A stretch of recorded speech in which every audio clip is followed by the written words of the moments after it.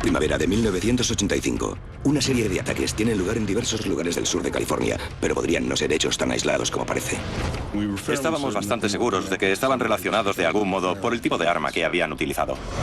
En verano, un monstruo sanguinario que mata por placer acecha a la población. La gente estaba asustada. Todo el mundo quería comprarse un arma. Al final aceptaron que se trataba de un asesino en serie y que había matado no solo en la ciudad, sino por todo el condado. El condado de Los Ángeles es, con 88 municipios, el más poblado de los Estados Unidos. En marzo de 1985, el departamento del sheriff del condado de Los Ángeles tiene competencia sobre 64 de estos municipios. Hubo un montón de asesinatos, homicidios, robos y agresiones.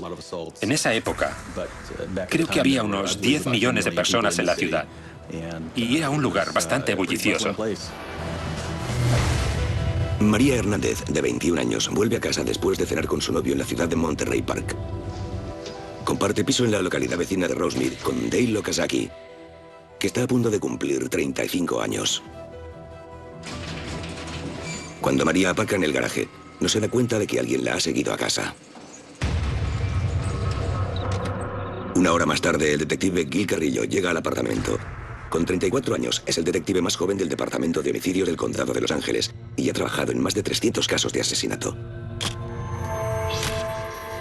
Era una tarde de domingo. Yo estaba en casa, como siempre.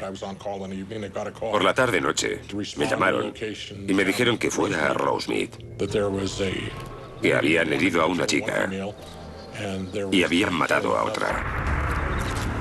Gil Carrillo empieza a inspeccionar la escena del crimen. En el suelo del garaje encuentra una gorra de color azul oscuro y un juego de llaves ensangrentadas. El cuerpo de Dale Okazaki yace en la cocina. El agujero de bala que tiene en la frente indica que le dispararon con un arma de pequeño calibre, posiblemente del calibre 22. Las únicas huellas que encuentran en el piso y el garaje son las de los dos habitantes. María Hernández le explica a Carrillo que cuando abrió la puerta del piso, oyó un ruido tras de sí. Un tipo desconocido se coló en el garaje justo antes de que cerrara la puerta. Se fue acercando a ella, empuñando una pistola con las dos manos, con la mirada fija. Ella se tapó la cara con las manos y le dijo que por favor no disparara.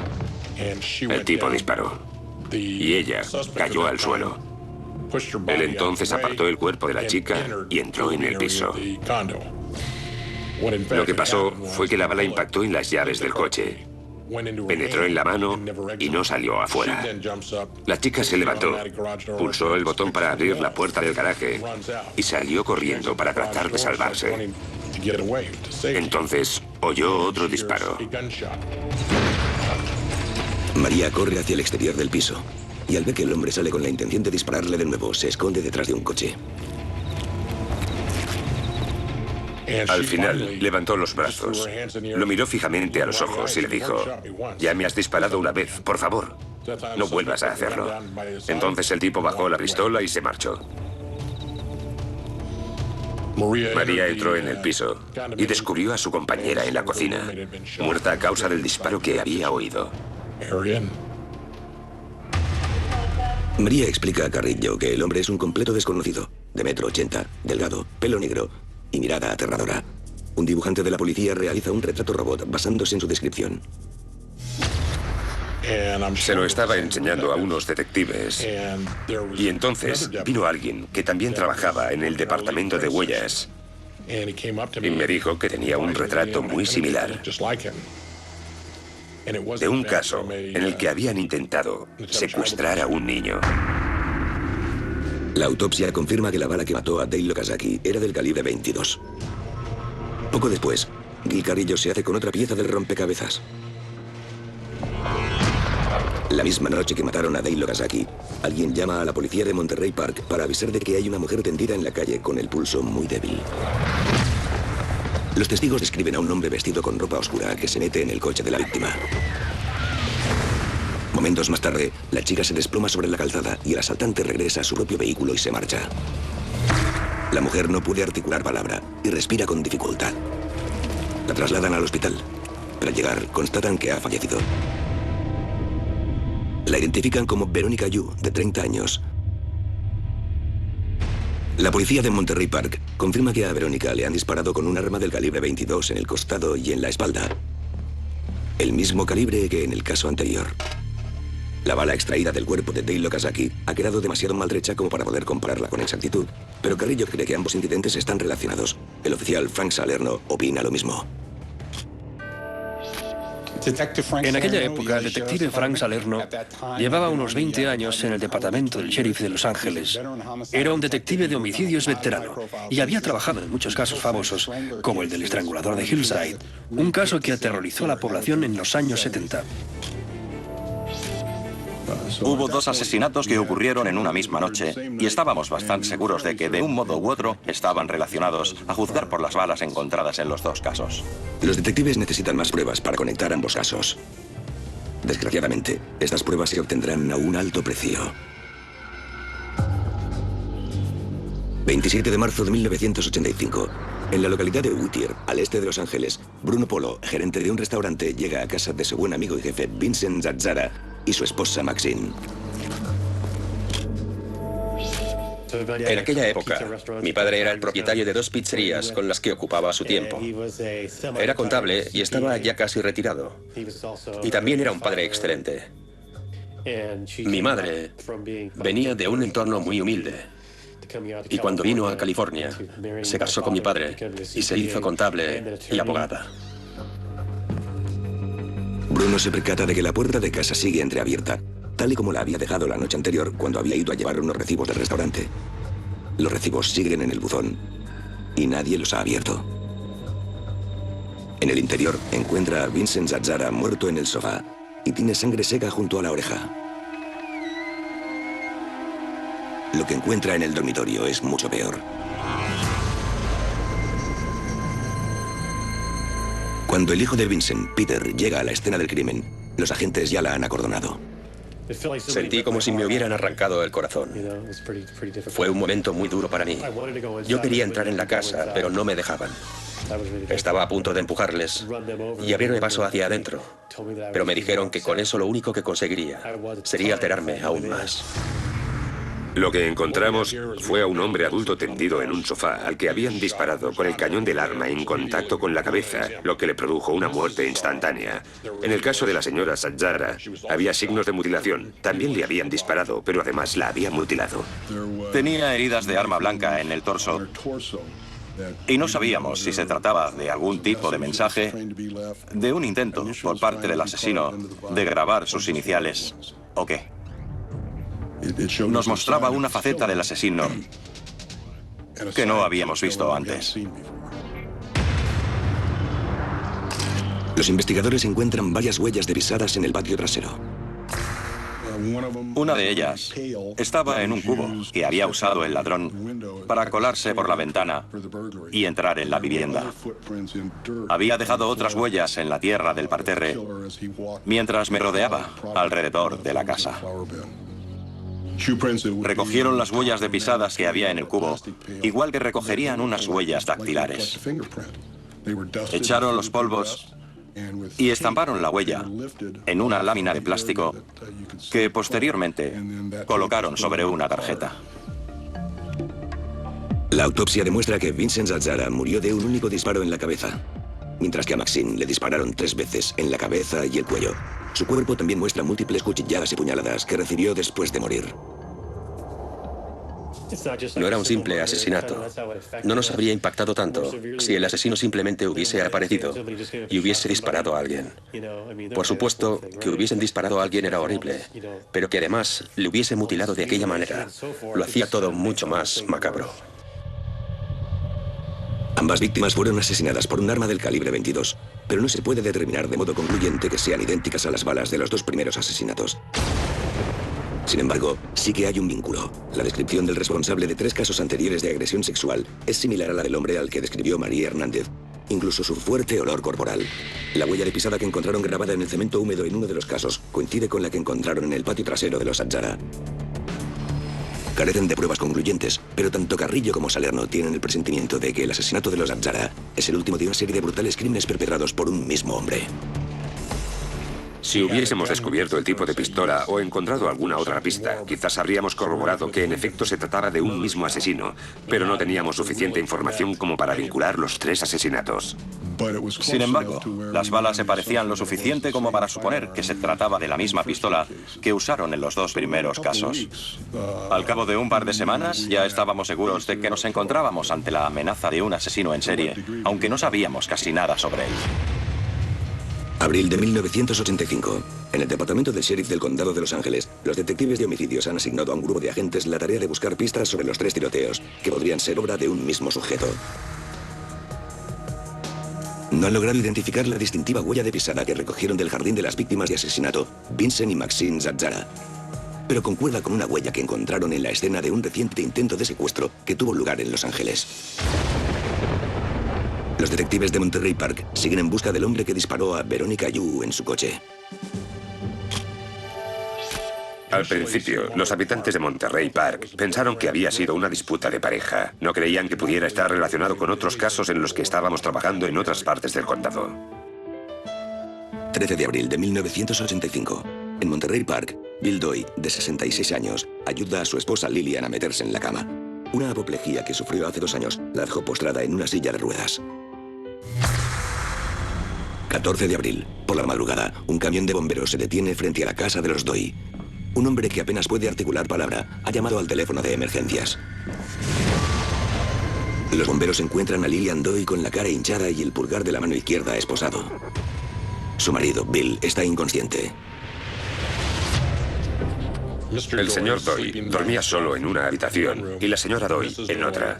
Y en este caso el asesino también entró en la casa, disparó al hombre, al parecer para deshacerse del obstáculo y poder alcanzar su objetivo final, que era la mujer. Luego prosiguió, agredió sexualmente a la señora Doy y finalmente se marchó del lugar. Los técnicos criminólogos de Monterey Park sacan un molde de yeso de una huella de pisada encontrada bajo una ventana del patio trasero. Lillian habla sobre un hombre vestido de negro con un arma y los dientes en mal estado. Los detectives siguen frustrados por la falta de pruebas sólidas que demuestren que este caso es obra del mismo hombre que perpetró los asesinatos anteriores. El modus operandi en cada caso es diferente y la selección de víctimas parece demasiado arbitraria. Los asesinos en serie suelen escoger a víctimas de una misma franja de edad, por el color del pelo o criterios de este estilo. Pero en este caso no sucedía así. 1 de junio de 1985. Cerca del municipio de Monrovia, un encargado de mantenimiento llamado Carlos Valenzuela se dirige a la solitaria casa donde viven Mabel Bell, de 83 años, y su hermana minusválida, Nettie Leng, de 81. Se percata de que no han recogido los periódicos de los últimos 2 días. 12 menos 10 del mediodía. La policía de Monrovia recibe una llamada alarmante de casa de los Bell. Cuando llegan, las 2 sus respectivas habitaciones han recibido sendas palizas que las han dejado al borde de la muerte. Ha sido violada, y en la pared de su dormitorio alguien ha dibujado la estrella satánica. Encuentran 2 símbolos iguales en la habitación de Mabel, uno en la pared y otro en la parte posterior de su muslo. No relacionan el caso con los crímenes anteriores, hasta que encuentran pistas como la llave de unas esposas y la huella de una pisada. Encontramos una huella en la parte trasera de un reloj que, al parecer, el intruso arrancó de la pared y pisó para sacar el cable y atar con él a una de las víctimas. Frank Salerno envía el reloj y los moldes de las huellas encontradas en casa de los Azzara y los Doy al criminalista veterano Jerry Burke. Me pidió que examinara los moldes y la huella del reloj para que determinara si provenían del mismo calzado. La suela tenía una especie de círculos concéntricos en la zona de la bola del pie.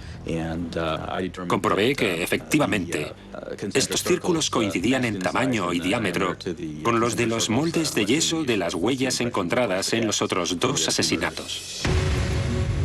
A pesar de esta coincidencia, solo unos pocos detectives están convencidos de que el responsable es un solo hombre. La investigación continúa mientras comienza uno de los veranos más calurosos jamás registrados, pero el caso se empieza a enfriar. No había suficientes pruebas que determinaran que estuviéramos o no ante un único asesino en serie. Todas las pruebas eran de carácter circunstancial y de momento solo era una teoría. Pronto se convertirá en algo más que una simple teoría. 2 de julio. Unos vecinos se percatan de que la mosquitera de una ventana de la casa de su vecina de 75 años, Mary Cannon, está desgarrada. Mary no responde, por lo que deciden entrar. Los detectives llegan a la escena y descubren que Mary yace en la cama tras haber recibido una brutal paliza y cuchilladas en la garganta.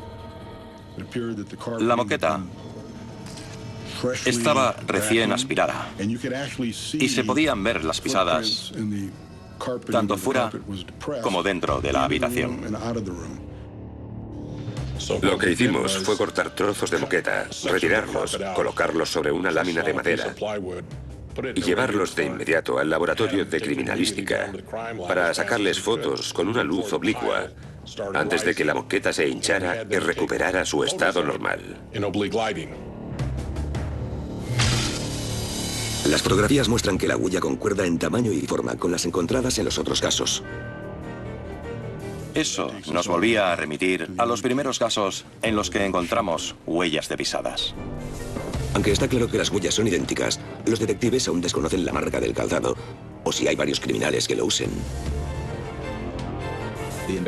Los investigadores fueron a varias zapaterías para tratar de determinar qué tipo de calzado había dejado las huellas.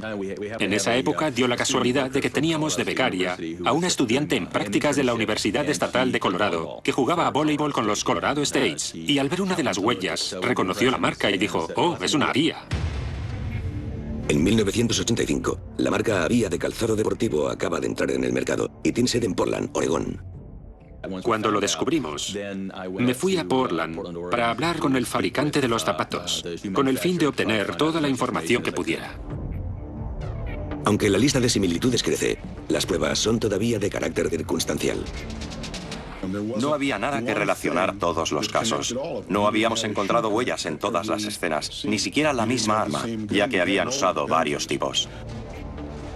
Quienes elaboran perfiles de criminales, y el FBI en particular, siempre dicen que hay 2 tipos de asesino en serie, los organizados y los desorganizados. Pero el tipo al que buscábamos iba más allá de eso. Los detectives saben que si se trata de un asesino en serie, no tardará en atacar de nuevo. Julio de 1985. Cada vez parece más posible que la reciente serie de ataques mortíferos sea obra de un solo hombre. El Departamento de Homicidios del Condado de Los Ángeles amplía la investigación y encarga al oficial Frank Salerno la dirección de una nueva unidad de investigadores. Sabíamos que la cosa empezaba a tener forma y nos concedieron vía libre para incorporar más personal a bordo. Hasta el momento los medios no han mencionado que los crímenes estén relacionados, pero en breve lo harán. 5 de julio de 1985. A las afueras de Arcadia, Steve y Anna Bennett se despiertan al oír los gritos de su hija.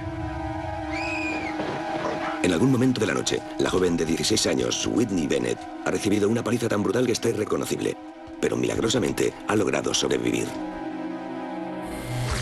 La víctima sobrevivió a la paliza que le propinaron con una barra de hierro. Tenía 115 centímetros de laceraciones y fracturas por todo el cuerpo. En las mejillas, en la mandíbula, en el cráneo. Y creo que también tenía una costilla y un brazo fracturados.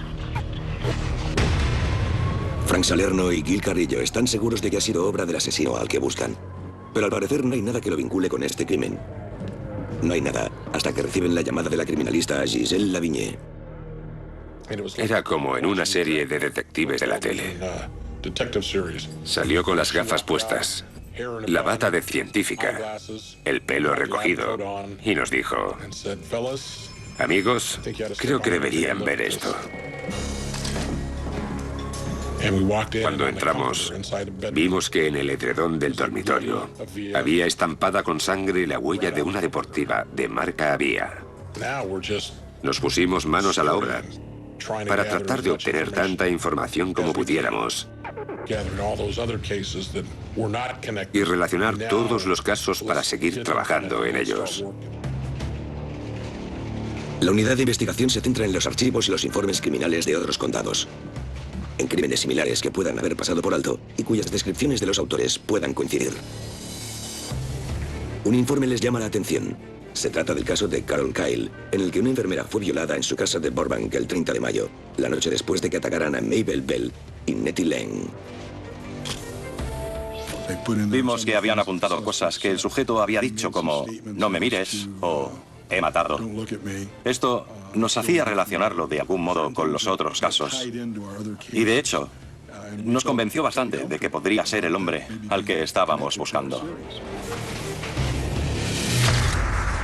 Carol Kyle describe a un agresor cruel y despiadado, hispano, de piel clara y ojos endemoniados que se viste de negro, lleva esposas y huele a cuero mojado.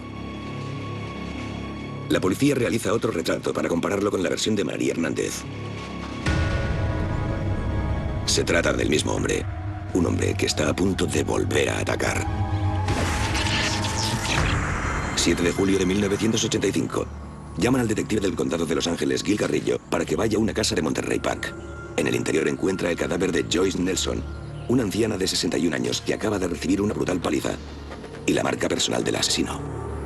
Literalmente, le pisó la cabeza. Se podía ver la marca perfectamente en el costado. Pero lo más importante es que en el portal, justo delante, había la huella de unas deportivas marca Avia.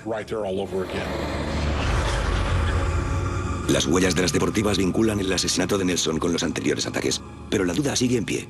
¿Se trata de un solo individuo o quizás son dos hombres que llevan el mismo calzado? El criminalista Jerry Burke regresa de Portland con la respuesta.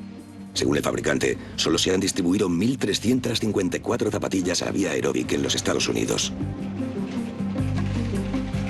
De esos, 6 pares terminaron en el estado de California, un par en la ciudad de Los Ángeles, por lo que sin duda es el que andábamos buscando, un calzado único. Esto demuestra lo que Gil Carrillo y Frank Salerno han estado defendiendo. Estaban siguiendo el rastro de un solo hombre. Finalmente aceptaron que se trataba de un asesino en serie y que no solo había matado en la ciudad, sino que lo había hecho por todo el condado. Se envían fotografías del calzado de marca Avia y retratos robot del sujeto a las autoridades de todo el condado. Ahora todos los detectives del condado de Los Ángeles saben que buscan a un hombre e intentarán atraparlo antes de que vuelva a matar. Pero el tiempo se agota. Julio de 1985. Durante 4 meses, los detectives de homicidios han estado investigando una serie de brutales violaciones y asesinatos en el condado de Los Ángeles. Las pruebas apuntan hacia un mismo sujeto, un despiadado asesino en serie que escoge a sus víctimas de forma aleatoria. El 17 de julio, Mabel Bell, de 83 años, no logra recobrar el conocimiento y fallece a causa de las múltiples heridas. Su hermana Nettie sigue en coma. Apodan al asaltante anónimo de acuerdo con las características que la policía ha logrado poner en común. Lo llaman el acosador nocturno. De hecho, fue uno de nuestros editores quien inventó el apodo. Mandó a varios periodistas que se encargaran de cubrir estas historias de crímenes y se dio cuenta de que se parecía mucho al programa de televisión que ponían por la noche en Los Ángeles y que se llamaba El acosador nocturno. De ahí es de donde vino. Este nombre solo logra acentuar el miedo que ya se ha extendido por todo el condado, y las ventas de armas, alarmas de seguridad y perros guardianes se disparan. Parecía que estuviéramos viviendo en persona la trama de una película de Hollywood. Los habitantes del sur de California éramos sus rehenes y estábamos aterrados. La policía advertía a la gente de que viera las noticias y que leyeran los periódicos. Y recomendaban que no dejaran las puertas y ventanas abiertas, incluso en los días más calurosos del verano.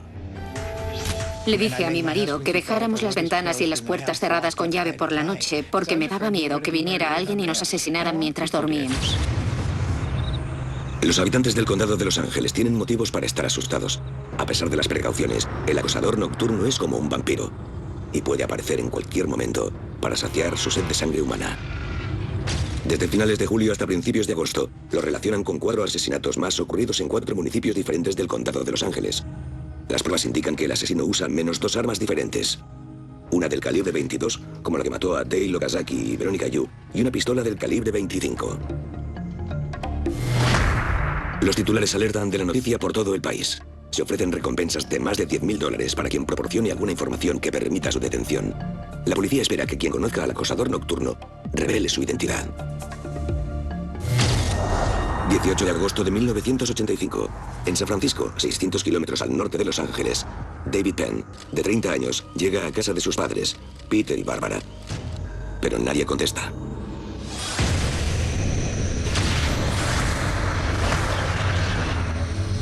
Cuando la noticia del asesinato llega a oídos de los detectives del condado de Los Ángeles, se ponen en contacto con sus homólogos de San Francisco. Nos explicaron que el asesino usó una pistola semiautomática del calibre 25.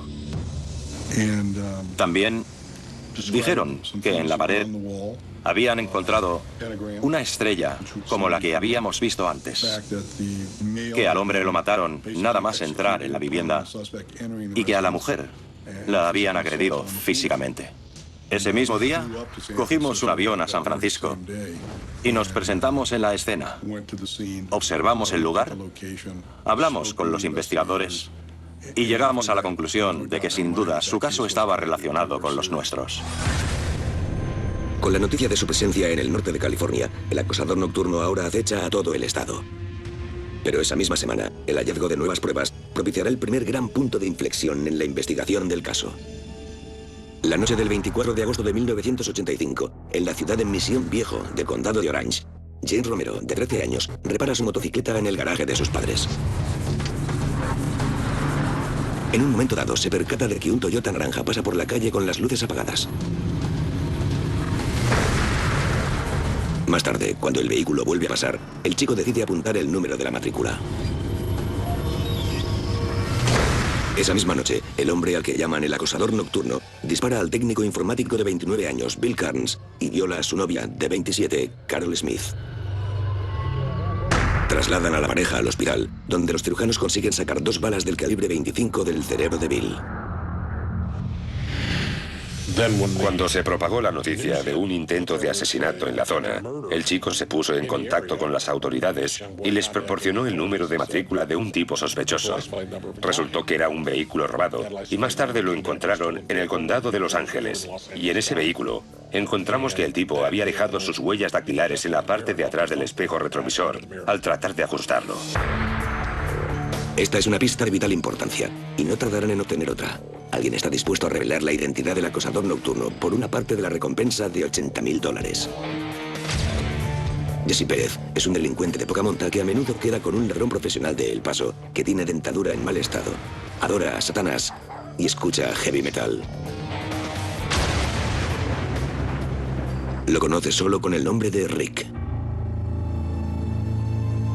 Pérez también les proporciona el nombre del hombre que compra todo lo que roba Rick, un traficante llamado Felipe Solano. Los detectives del condado visitan a Solano y descubren que tiene la casa llena de bienes robados, entre los que encuentran objetos de valor que pertenecían a las víctimas del acosador nocturno. Pero igual que Pérez, Solano desconoce el apellido del ladrón de El Paso. En esos momentos, sabíamos que buscábamos a un hispano llamado Richard, o Ricky, también conocido como el Despeinado, su apodo en español. Mientras tanto, los investigadores de San Francisco hallan una serie de pistas. Tras publicar una descripción de las joyas robadas en casa de los Penn, reciben la llamada de 2 vecinos de San Francisco que declaran que están en posesión de algunas de las piezas. Un conocido suyo que se dedica a robar casas y que tiene los dientes manchados y al que conocen por el nombre de Rick, les ha pedido que se las guarde. Remiten a los detectives a Armando Rodríguez, el amigo que les presentó al ladrón. Cuando la policía lo amenaza con declararlo cómplice de asesinato, Rodríguez decide cooperar. Al fin, la policía dispone del nombre completo del presunto asesino. Agosto de 1985. Tras 5 meses de investigación y numerosos ataques sanguinarios, los detectives del condado de Los Ángeles se han hecho con la huella del pulgar que creen que pertenece al infame acosador nocturno. También disponen de un nombre, Richard Ramírez. Entre los archivos de detenidos del condado de Los Ángeles encuentran una huella que coincide con la que extrajeron del Toyota robado en el condado de Orange. El archivo también contiene una autografía. Ya sabíamos a quién buscábamos y teníamos su fotografía. Su identidad ya no era un misterio para nadie. Ramírez se crió en El Paso, Texas, y a los 12 años empezó a consumir drogas. En esa época su primo Mike regresa de Vietnam. El antiguo boina verde trae a casa fotografías e historias de violaciones y torturas que fascinan al joven Richie. Su primer contacto con un asesinato fue cuando su primo Mike disparó a su propia esposa delante de él. Richard Ramírez nunca tuvo trabajo, ni tampoco una residencia permanente. Vivía en pequeños moteles cochambrosos, conducía coches robados y se movía mucho por la estación de autobuses Greyhound. En una taquilla guardaba armas y cosas por el estilo. Básicamente, era un tipo callejero. Ahora Ramírez es objeto de búsqueda por todo el territorio nacional. Decidieron publicar cuanto antes la fotografía y el nombre del sujeto para proteger a la población. Y lo hicieron a la mañana siguiente. Estábamos seguros de que pronto lo atraparíamos, porque a esas alturas ya sabíamos mucho sobre él. Mañana del sábado 31 de agosto de 1985, los detectives Frank Salerno y Gil Carrillo coordinan una emboscada para el sospechoso de asesinato Richard Ramírez en la zona de alrededor de la estación de autobuses. No sabíamos que en esos momentos no estaba en la ciudad. En realidad se había ido a Arizona para visitar a su hermano. Mientras regresaba a casa no tenía ni idea del giro que había dado el caso. Estábamos fuera esperando a que entrara. No sabíamos que en esos momentos estaba en un autobús volviendo a Los Ángeles y salió de la estación de autobuses por donde entró el autobús, así que lo perdimos. Se metió en una licorería a unas calles más allá. Vio su foto en la portada de un periódico y se subió en un autobús urbano. Uno de los pasajeros lo identificó y se bajó para llamar a la policía. Richard sabía que le habían reconocido y que la persecución acababa de empezar. Fue como la escena de una película. Todos los pasajeros del bus se giraban para verlo, leían el periódico y lo señalaban con el dedo mientras decían, «Es él, es él». Al final se bajó del autobús, empezó a correr por la carretera y comenzó su intento de huida. José Burgoyne está regando el césped de su casa, cuando de repente aparece el hombre de negro. Mi padre estaba regando el césped cuando de pronto apareció un tipo que saltó la verja y trató de robar un Mustang. Como no lo consiguió, volvió a saltar la valla, cruzó la calle corriendo e intentó robar el coche de una chica. Mi padre lo persiguió hasta el otro lado de la calle y lo sacó del vehículo. El tipo trató de huir corriendo por la calzada, pero luego mi hermano y yo empezamos a correr tras él y lo atrapamos media manzana más allá. Y allí es donde lo inmovilizamos. Estaba sudando y respiraba muy fuerte, parecía muy cansado. Lo mantuvimos en el suelo hasta que llegó la policía. En ese momento no tenía ni idea de que se trataba del acosador nocturno Richard Ramírez. Parece justo que al acosador nocturno lo hayan atrapado las mismas personas a quienes aterrorizó. Y una multitud de personas se congrega delante de la comisaría, a la que por fin llevan detenido a Ramírez. Creo que los habitantes de Los Ángeles se sintieron muy orgullosos de que lo atraparan. Habían sido ciudadanos de a pie quienes lo habían conseguido. La noticia llegó a oídos de los medios y empezaron a aparecer uno tras otro. Se congregaron periodistas de 40 canales de televisión y de radio. No solo venían de la ciudad, sino de lugares tan lejanos como Australia o Japón. En comisaría, los detectives Carrillo y Salerno se presentan al hombre al que han estado siguiendo durante 5 meses. Nos dijo que sabía quiénes éramos. Nunca antes un sospechoso me había dicho algo así, y menos uno al que hubiese estado buscando durante tanto tiempo. Sus palabras confirmaron el hecho de que había estado siguiendo el caso y leyendo los periódicos. Cuando la policía se dispone a trasladar a Ramírez a una cárcel del condado, Fuera, en la calle, ya son casi 1000 las personas congregadas. Jamás había visto algo así. Era casi como la escena de una película del oeste en la que una multitud enfurecida espera a que saquen al malo a la calle para lincharlo. Un grupo de agentes lo escoltaba por la entrada trasera del edificio y se dirigían andando hacia nosotros. Había tantos policías a su alrededor que ni siquiera podíamos verle la cara. Pero al final hubo unos 2 segundos en los que conseguí sacarle 3 o 4 fotos. Richard Ramírez tenía una mirada espeluznante. La forma en que esos ojos miraban a las personas era siniestra. Acusan a Ramírez de 68 delitos, entre los que constan 14 asesinatos. Tras la larga espera causada por la audiencia previa, aplazamientos y la selección del jurado, el juicio comienza el 30 de enero de 1989. El fiscal Phil Halpen presenta más de 500 pruebas circunstanciales que vinculan a Ramírez con los crímenes, como la descripción de su modus operandi, la posesión de objetos de las víctimas e informes de balística de 2 armas distintas. Al final pudimos recuperar una de las armas y vincularla a Ramírez gracias a varios testigos.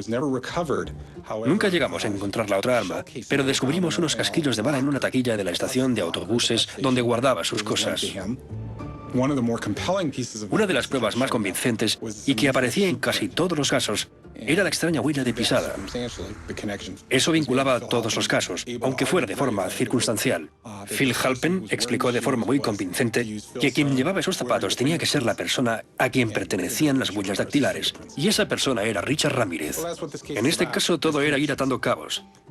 A medida que iban ocurriendo nuevos asesinatos, se repetían las mismas pistas una y otra vez. También hay víctimas supervivientes que comparecen como testigos y explican con terribles detalles el calvario que vivieron. Fue el primer y probablemente el único juicio en el que vi a periodistas llorando en la sala, de lo sobrecogedoras que llegaban a ser las historias de las víctimas. Por eso decidí no presentarme en el juicio. Pensé que aquel tipo ya nos había causado suficiente sufrimiento tanto a mí como a mi familia y que no hacía falta hurgar en la herida. Decidí que era mejor dejarlo en manos de Dios y que Él se encargara de juzgarlo. Durante el juicio, Richard Ramírez parece captar la atención del séquito de fans que han acudido para mostrarle su afecto y su apoyo.